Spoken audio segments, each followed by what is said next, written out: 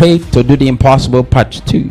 We say faith is a substance that produces an evidence. Belief is good, but it's not enough. We must have faith. Belief is a foundation for faith. We have to leave the place of belief and enter into the realms of faith. Belief is to accept that something is real. It relies heavily on your physical senses.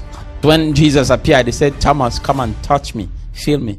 Since you need to see to feel for you to believe, say, blessed are those that will not see but believe. So many Christians and the belief realm, they need to see something before they can believe it. But faith goes contrary to that. Faith goes against every logic. Faith is a substance that makes a thing real. Bible in the book of Revelation, the Lord said, I was in the spirit. So in other words, if you are not in the spirit, you cannot act on faith, because it's many times contrary to your senses. It defies your education. Faith is to behave though that something is real. You must have faith to receive. In the book of Romans chapter 4 verse 16, in anything that you need to receive from God is based purely on faith. The reason why many of us have not received what we believe for, because we don't have faith for it. Until you can faith it, you cannot receive it. But everything that has to do with your prosperity is based on a man called Abraham.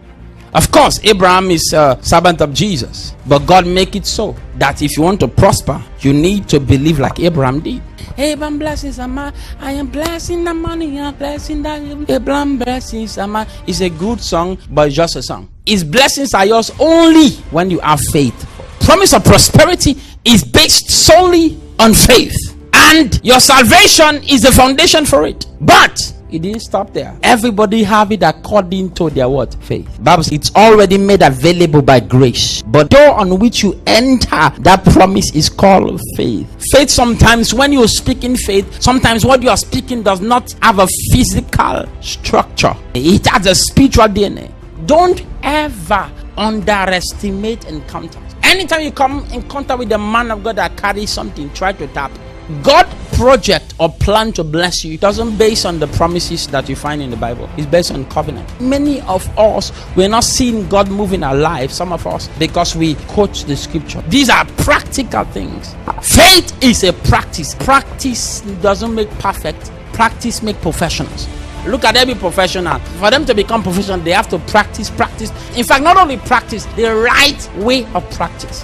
Abraham was barren because I passed the age of giving birth. So that goes to tell me that when God promised you something, there is no such thing as passing the age.